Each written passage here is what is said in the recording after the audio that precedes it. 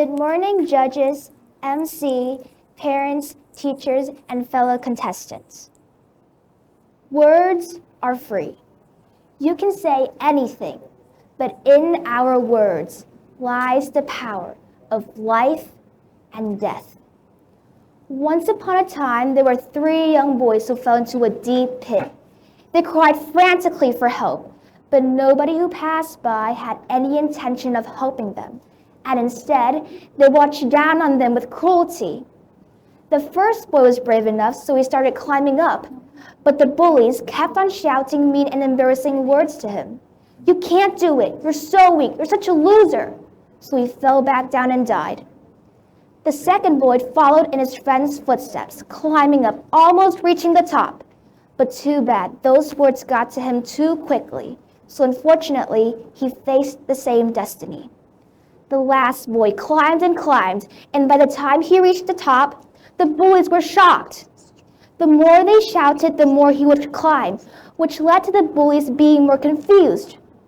So when he reached the top, the bullies asked him in a stunted voice, "How did you make it up here? What's the secret to your success?" And he was like, "Huh?" He was deaf.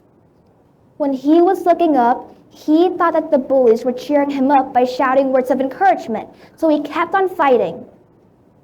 And as Heather Brewer says, bullying is a horrible thing.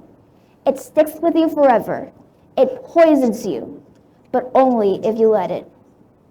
Before I continue, one thing you need to know about me is that I love social media, whether it's Instagram, Twitter, Snapchat, Facebook, you name it, because I use them all. It keeps me on track with trends, and it also allows me to share pictures of my adorable pet cats. According to the ASEAN statistics in 2022, 67% of the total population in the ASEAN group uses different social media platforms. And did you know that around 80% of these people got cyberbullied? This is over 3/4, and this number keeps on increasing every single year. So, what is cyberbullying?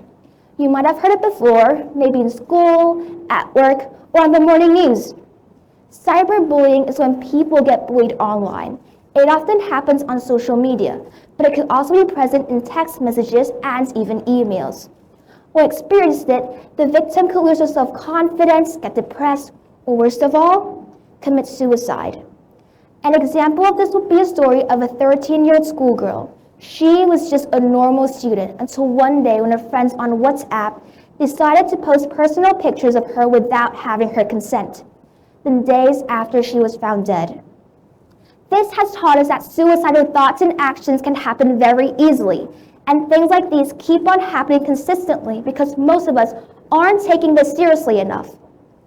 Since people around my age, Generation Z, spend so much time online these days, it has become a big part of our lives.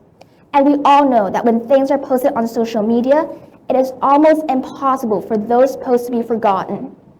So to resolve this, we must ask ourselves, where do we draw the line? Where do we put down the red flag? If we were on a boat and someone makes a hole, it affects all of us.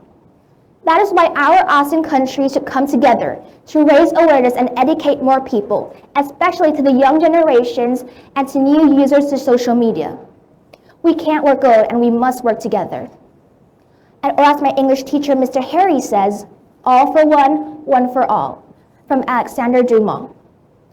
We must come up with bullying policies on social media to prevent this from going further than it already has. And for some, bullying is in their nature. They tend to see the negative side of things. And in others, it might be triggered from past traumas, overwhelming experiences, even their lifestyles. While researching about this topic, I came across a video that could possibly change a bully's mind. They suggested that every time we comment on a post, we should rethink it twice. Rethinking has a cautious effect on our brain that could possibly lead to us doing the right thing. And in the future, I hope that I can say this to the whole world. Keep your head high, because realistically, they aren't saying it to your face. They're saying it behind a screen because they're scared. And as Michelle Obama says, when they go low, we go high. Thank you.